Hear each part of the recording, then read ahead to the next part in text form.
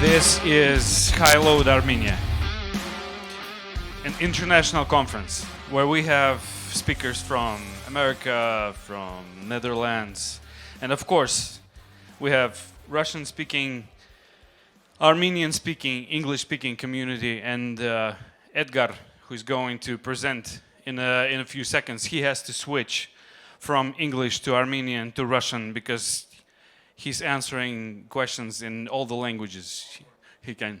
Easy. So, are you ready? Ready? Get ready with your questions. Guys online, please text us in Telegram, use hashtag question. I'll see you in 40 minutes. Okay, thank you. Get ready? My name is Edgar Mikayelyan. I am head of press sales team at Qrator Labs, responsible for design and implementation of technically complex projects to ensure continuous availability in internet services of our customers and partners. Get ready for a time machine flight as we fly to 1994 and back to see how distributed denial of service attacks have evolved over the years, what they come through now and what it makes sense to pay attention. But before we start, I want to ask you, what do you think? How can a DDoS attack be measured? In which metrics? Bit per seconds, kilobit per seconds, maybe a number of botnet members. All answers is right. Great. So because those attacks come in different categories and each category has its own key metrics. The growth of the key metrics is a driving forces for the evolution of the DDoS attacks. Even if we remember evolution in nature is a natural process, there are driving forces. Struggle for resources, inheritance, mutations, natural selection. So the DDoS attacks have their own evolution and the forces that drive it. We can define for each class for volumetric attacks that generate a lot of traffic. The key strength is the growing channel capacity of internet providers. How much bandwidth of junk traffic can be delivered for your victim? For attacks that generate a large number of packets per second, these are primarily floods in transport level. TCP SYN flood, SYN-ACK flood, SYN-ACK amplification. How many packets a routing device can process somewhere along the way? For application level attacks, where the cost of generating attack units is quite expensive, these are requests per second. It's very important how many requests per one machine in botnet can generate, how many simultaneously open connections it can maintain for a selected time. As a rule, all such attacks, these are most of them application protocols over UDP. Among other things, there are also DDoS protection tools that are also growing, cramped into this arms race, and attackers need to overcome them somehow. Well, my favorite quality factor is emergence of new protocols for network mechanisms and the spread of their implementation among vendors and the mass user. In order to understand where these driving forces have taken us, let's look at the evolution according to the metrics that we talked about from the 19th to present time. Here they on slide.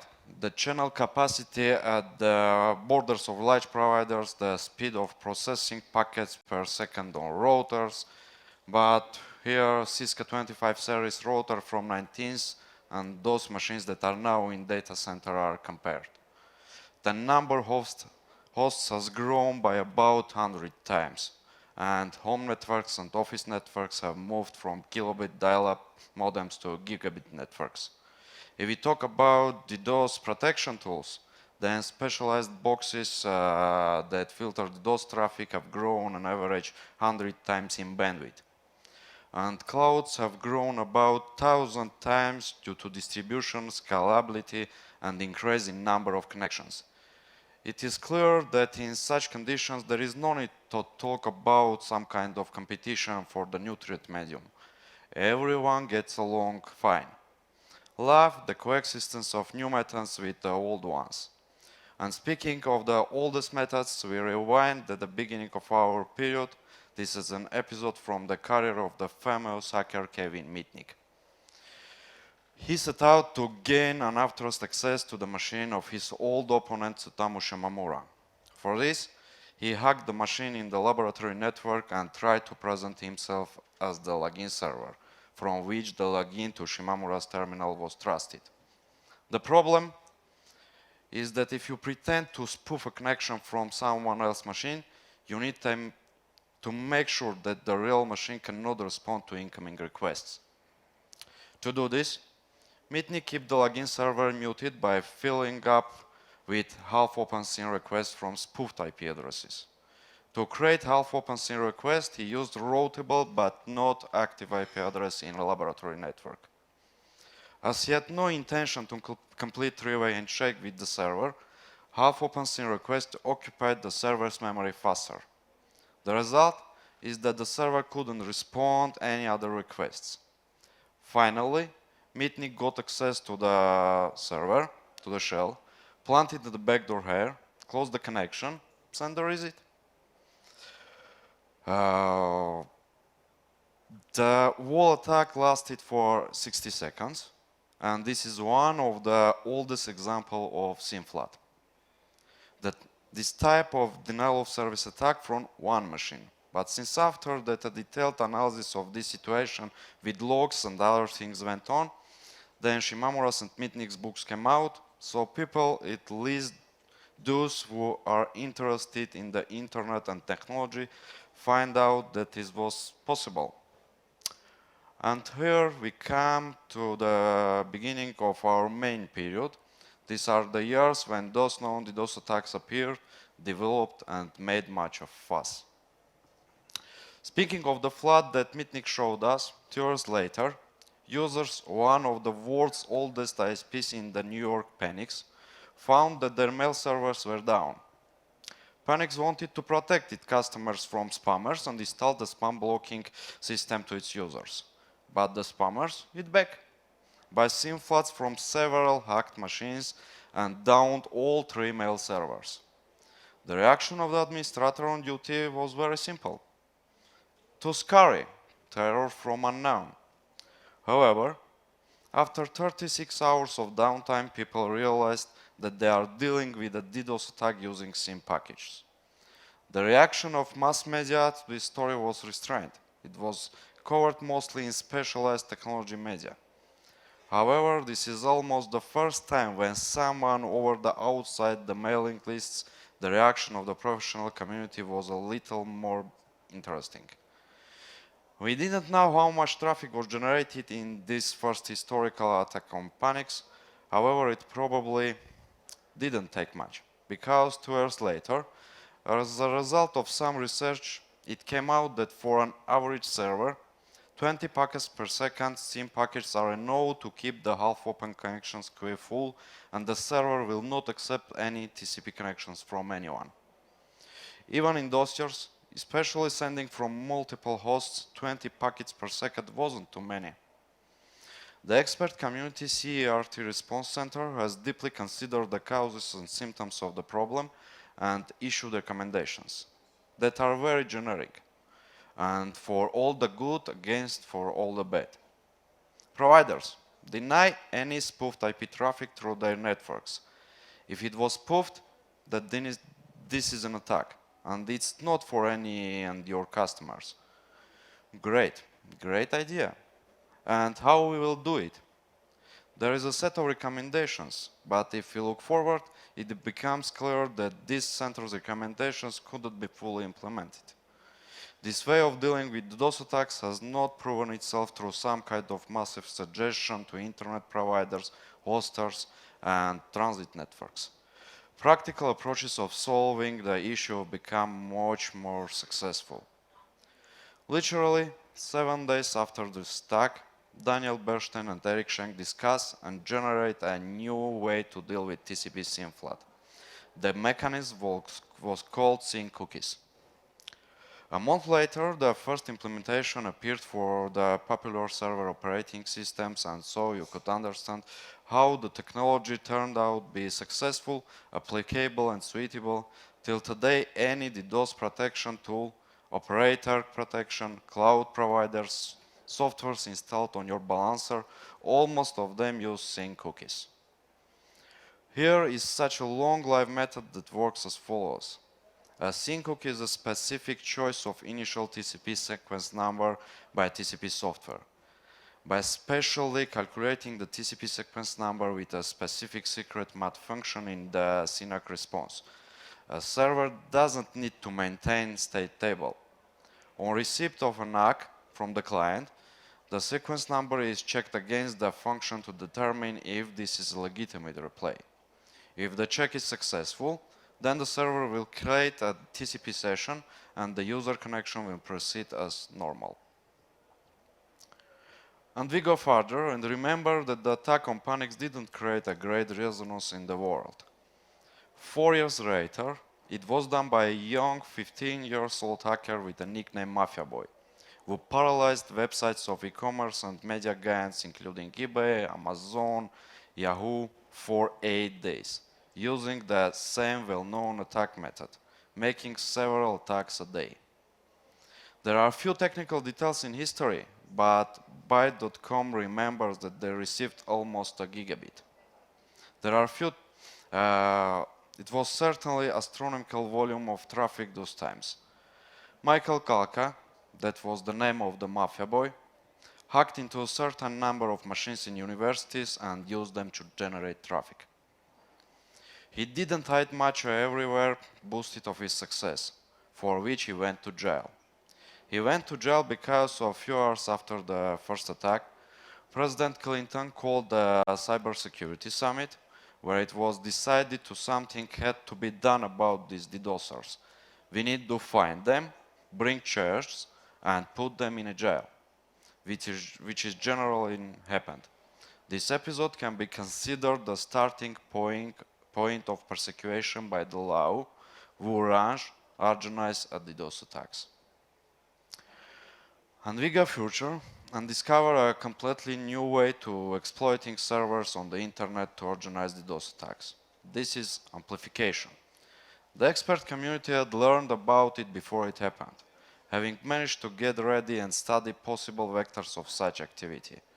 CERT, already mentioned back in 2005, issued a bulletin saying that the large number of recursive DNS resolvers available on the internet that answer any DNS queries can be lead to problems. Someone may want to send many small DNS queries to recursive resolvers requesting some large zone, and outgoing traffic will be so large that it exhausts available bandwidth of internet channels of these servers. The threat to the DNS infrastructure came just as less than a year after this bulletin was published. The largest at that time and almost the largest attack on the root DNS infrastructure in our history happened. Between December 2005 and March 2006, some DNS, root and top-level domain name server operators were subjected to numerous denial-of-service attacks. These attacks seriously disrupt name resolution service by directing an overwhelming amount of traffic at the communication links that name server operators use to provide service.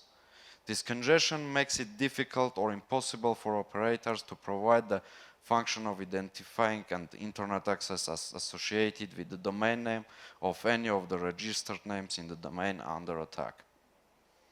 The traffic was generated in such a way that it had already reached the gigabit values, having crossed a psychological threshold.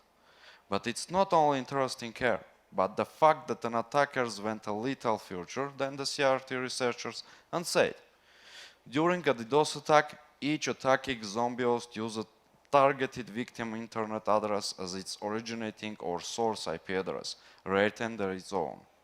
The effect of masquerading of spoofing the internet addresses of the target host in a DNS amplification attack is that responses to thousands of DNS requests will be delivered to the victim server rather than being returned to spoofed zombie host and will create conditions unbearable for the victim. Since then, DNS amplification attacks have become part of our everyday life, as well as all other known protocols such as NTP, SSDP, LDP, and message of the day. which use UDP as a transport and are available on the internet. We have already talked about the fact that someone creates botnets in order to generate DDoS traffic from them. So someone uses their own hacked machines. Someone spreads them through vulnerabilities in remote access programs. One more short episode before we move on to hacktivism is a malware called ZEFS, which is already distributed through the mail via attachments. This in addition to traditional Trojans that steal data or encrypted machines.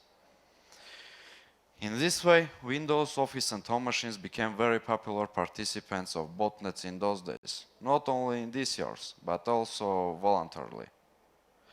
2007-2010 is the heyday of DDoS hacktivism. What is hacktivism? This is an attempt to make some political demands, protests and so on using the method of cybercrime, as we now understand using hacking, DDoS and so on. In this case, the DDoS activism was expressed by users voluntarily, installing utilities by themselves on their personal machines that were engaged in generating traffic on the button. You input the destination address, choose an attack type, and press start. We know the utilities low orbit ion cannon, high orbit ion cannon, and there was added such a wonderful utility as the slow loris, which implemented a new type of attack in distributed version. These are slow attacks using HTTP, when connections are opened that never close. There are a lot of them. A server starts processing everyone in the connection. For example, headers are sent as several bytes once a minute. A server is forced to wait until they are sent all these. It exhausts its computing resources and goes down.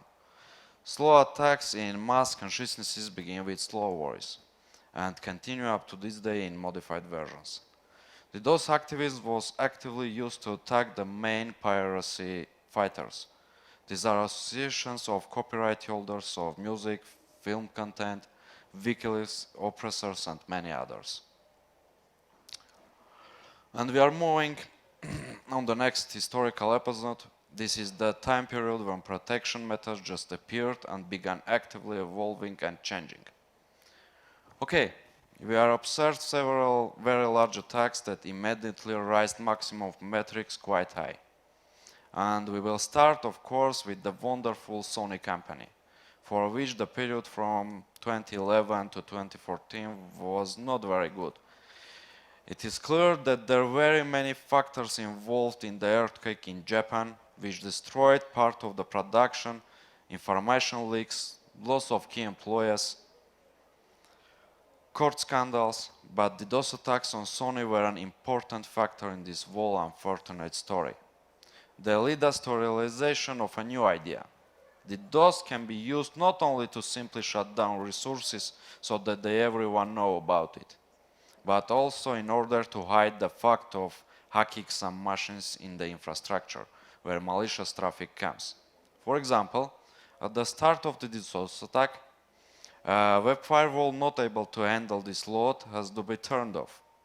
At this moment, when engineers are busy with mitigation of DDoS attack, they can organize a hacking attempt, get a shell, plant a backdoor needed to steal valuable information, or copy an entire database. The attacks on Sony demonstrated this quite well. The first such incident happened in 2011. First Sony was DDoSed, then the PlayStation Network servers were hacked, forcing them to turn off Sony servers for more than 3 weeks. Nowadays it is quite difficult to imagine being for 3 weeks without console games. It costs more than 115 million in lost profits in total. Attacks on the Sony PlayStation Network repeated every Christmas in 2011, 12, 13, 14. And in the 2014 there was another cherry on the cake. The largest DDoS on all the main Sony sites, hacking and leaking everything that is possible. Movie content, scripts, early versions of games, and so on. This way, the final short in this story. What is interesting about this period and this particular episode? The group of the nightmare Sony most of the time called the Lizard Squad. These same guys use the botnet from of routers, mostly in internet, commodity routers. In general, they not only used it for their attacks, but also rented it to everyone. Here the guys have a botnet. You can pay for a certain amount of time and send the attack wherever you want. They declare the power of their botnet to be more than 100 gigabits. At that time was not record, but however it was psychological maximum that was approaching but not yet exceeded. Meanwhile, we talked about the 100 gigabit threshold, and this is what happened in 2013. The Spamhaus organization that maintains databases of IP addresses, domain names, and other internet resources involved in spam, malware, and other abusive online activities, blacklisted addresses of the infamous provider Cyberbunker. Owners and users of the Cyberbunker were unpleased and, like the spammers, hit back. They launched a DDoS attack on Spamhaus hosts. The first attack was about 75 gigabits per second. In order to keep its services and websites online, Spamhaus enlisted the help of Cloudflare. Seeing that Cloudflare's network infrastructure allowed the company to mitigate the original attack, attackers decided to move upstream and directly target Cloudflare's internet service providers and then the upstream providers of those providers, sending over 300 gigabit per second attack traffic. As a result, we've seen congestion across several major Tier 1 providers, primarily in Europe, where most of the attacks were concentrated. Such an easy transition to 3 times in bandwidth means that the possibilities of generating DNS amplification attack for hackers are nearly unlimited. And they are limited by only one thing. These are the backbone channels of the internet. How much traffic can be driven through the backbone? The only thing that can please is that since those times and until now, the number of DOS and DNS server machines on the internet that can be used for DNS amplification is constantly decreasing. For a number of reasons, someone closes ports on the internet, someone migrates to the cloud DNS services. In general, this graph slowly keeps on falling. One day it will reach the values when it wouldn't be profitable anymore. But this historical moment is quite far away. Okay, what happened to the DDoS protection tools? All the time everything started with boxes, as we called him CPE. This is an equipment that is installed in customers' infrastructure. These are specialized servers that can quickly filter outbound traffic, pass only what is allowed, and have flexible options for setting up various rules. But it quickly became clear that only the batteries of such boxes could resist with attacks of hundreds of gigabits at tens of million packets per second. They need to be put into the infrastructure in 5, 10, 20 pieces. These are capex, licenses, not predictable expenses. So it became natural to use protection services offered by telecom operators. ISPs have more connectivity, thicker pipes, can afford keeping a specialized cleaning center where the traffic will be filtered and connected to it by a large number of clients who need protection against DDoS attacks.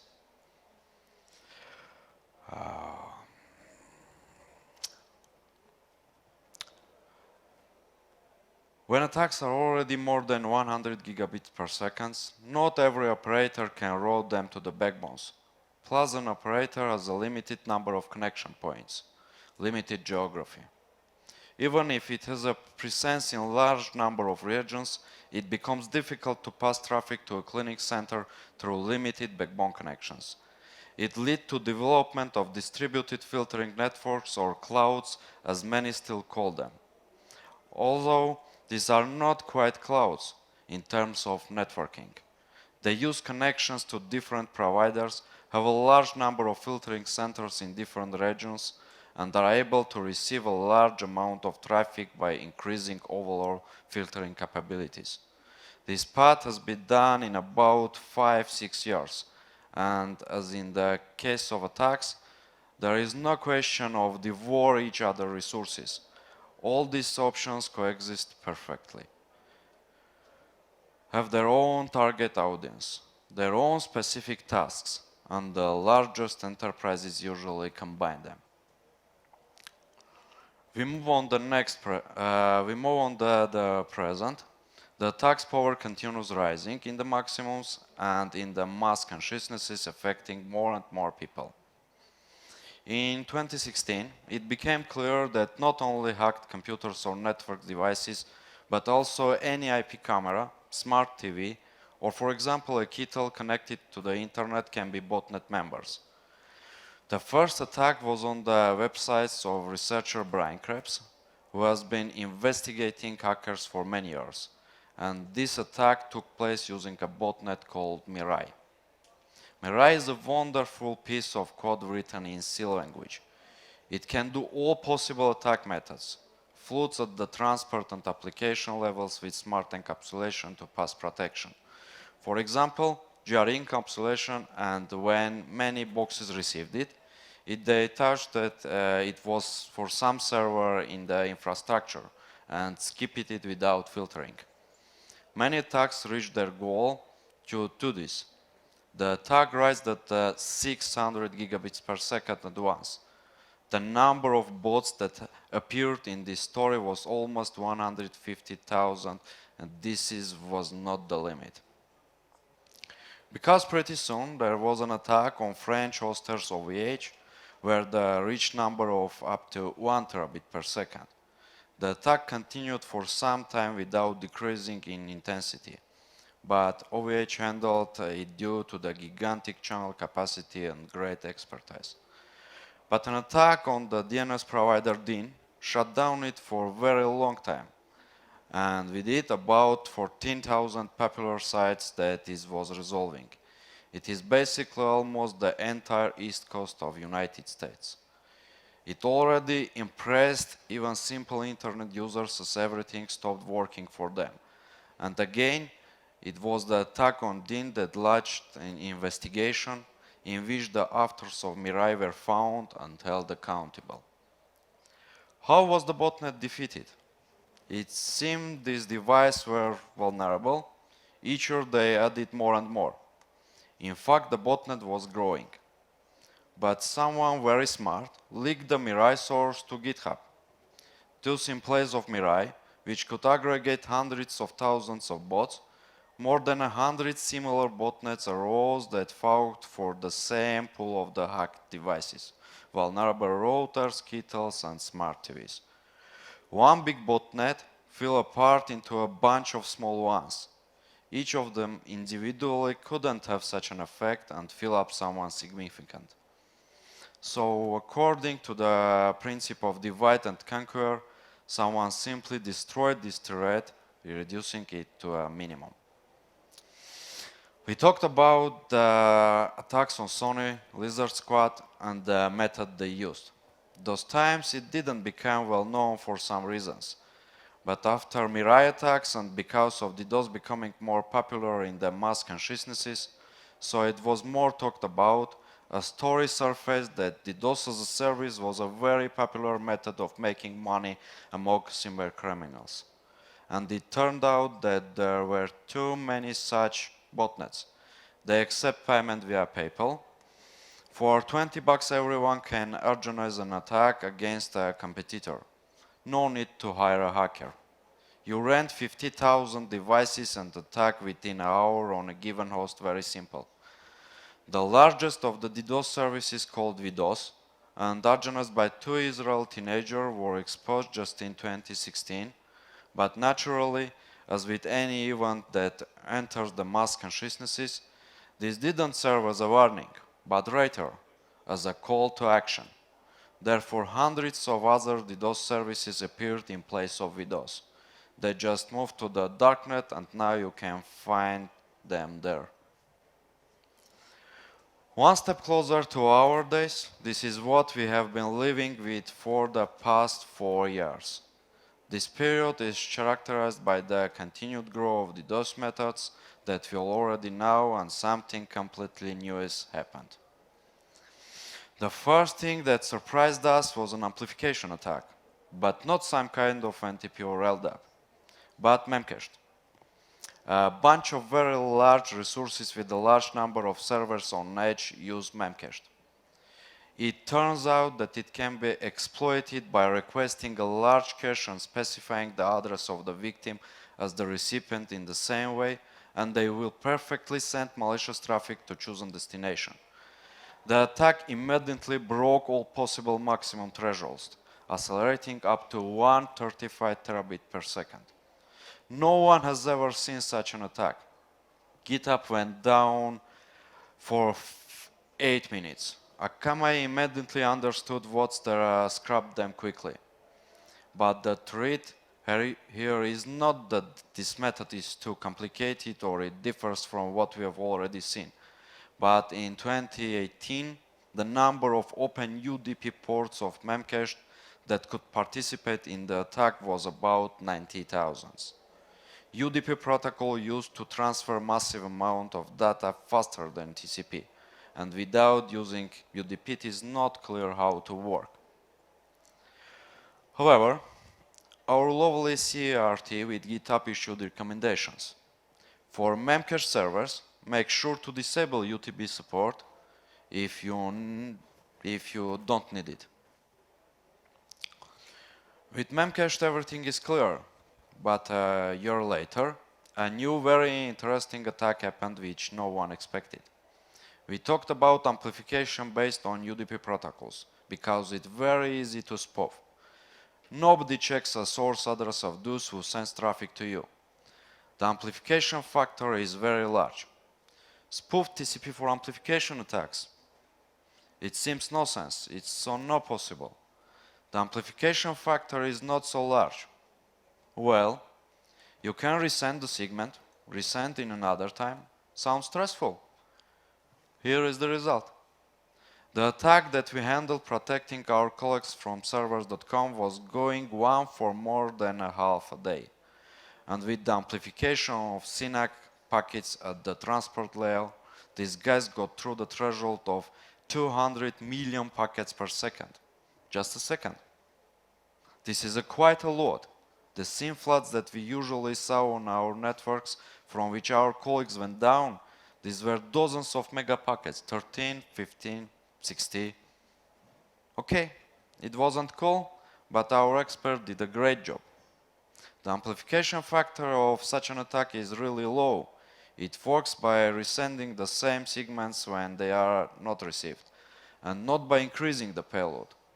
Therefore, it wasn't very profitable to use it for broadband attacks, because there are the DNS, NTP, and others.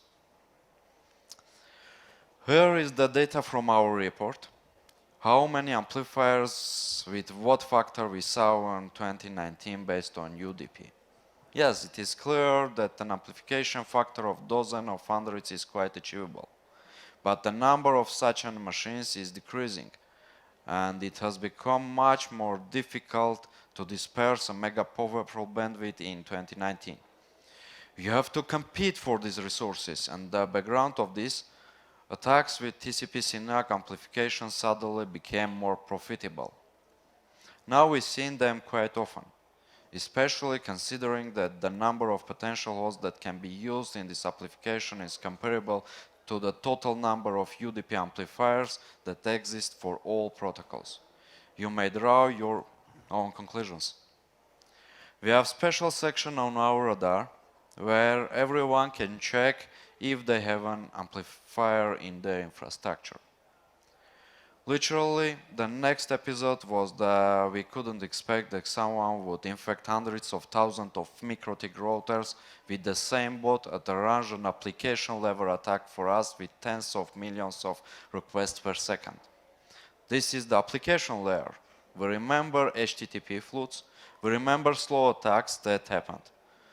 Well, this is not a slow attack. This is not a serious load on any balancer. on any edge. Moreover, reduce HTTPS, respectively the cost of TLS encryption. Perhaps no one is able to survive such an attack except for very large network and specialized providers.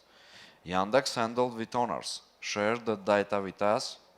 We did some research and named it Mirai, from the Latvian language plug, because the effect is comparable to the plug when it hit the production infrastructure. Cloudflare handled a similar attack. Work started with informing owners of MikroTiks, saying that if you have an old firmware versions, you need to patch in order to close the vulnerability. It was known a long time ago. We released a checker on our website to check if you are a member of the Mirai botnet. It turned out that the capabilities of the botnet in 2021 were undervalued, and this year Google's already received an attack twice as much. Therefore, Mirai keep on walking like a plug on the world's internet and becoming much more powerful. We talked about everything that we have used our usual protocol stack with which we have been living since the mid-19th. TCP, TLS, HTTP, HTTPS. What about new implementations? How they affect our lives? How they are in terms of DDoS? Well, regarding HTTP2, for example, in 2017, Chinese researchers released a bulletin with description of DDoS attack methods exploiting request multiplexing in one open connection. Same year, the HTTP2 tsunami method was released. This is the abuse of header compression, which is then decompressed and killed the target server behind the proxy. Netflix found as many as 6 DDoS options over the HTTP2 3 years ago and published the bulletin. In real life, this is not very popular yet, but while this report was preparing, Imperva reported that they observed the first attack using HTTP2 request multiplexing. It's not very powerful, but already capable to affect someone. See what happened here. Things that are quality of life factors for new protocols, multiplexing, constantly opened connections, compressing headers to save traffic, can be exploited for organizing DDoS. What about HTTP3 and Quick?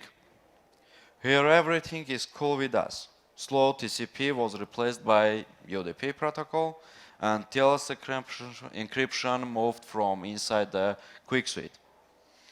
But there is a problem, and a colleague at the workgroup described this very well. Quick traffic based on UDP protocol is very similar to the DDoS traffic. Why? Because it's very easy to spoof it. We haven't seen such an attack yet, but I expect to see them pretty soon. And finally, my favorite section. What have we learned from all this? I have chosen several important factors for myself. The first is that DDoS attacks work on a cumulative basis. New methods come in. The old ones didn't go away. SYN Flood is still on the top attacks, top 3 to 5 every year. The recommendation issued by the expert community help only on paper. Only real practical implementations protect us from attacks.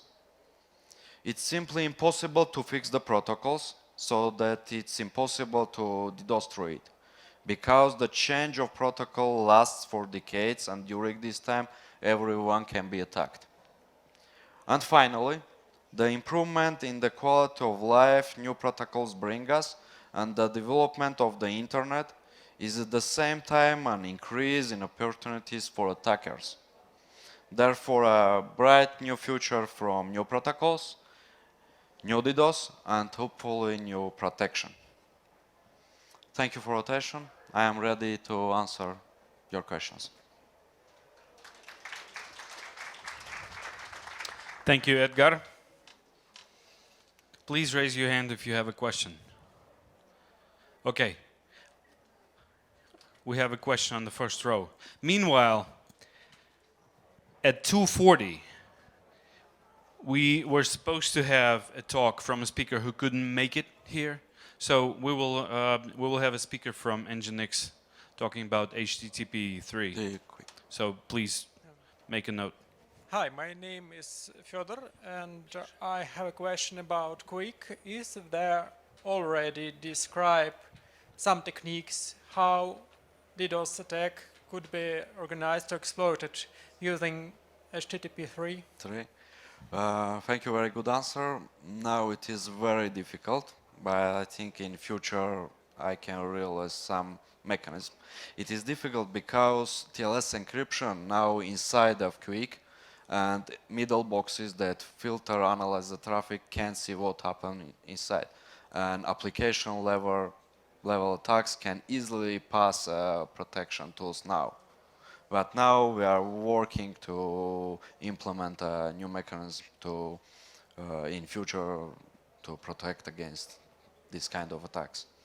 It is very expensive costs to terminate Quick protocol on filtering node, analyze, and then pass to upstream. Okay, I see. And is it possible to not to make some intermediate filter, but to protect on the endpoint? I mean, on-premise protection. On-premise protection. On-premise protection is very limited. It can handle a very limited amount of traffic. No, in middle server can handle 7,000 connections requests per second, no more. But we see now attacks in application level that can be in million packets per second. And now I don't know how can a customer side box handle that amount of traffic. Okay, thank you. Thank you. By the way, if you want to ask a question in Armenian, you can do it in 1 minute in the discussion zone. Okay. Edgar And looks mini present for answer. nice. Give a colleague, Fyodor, please. please. Edgar, thank you for your talk.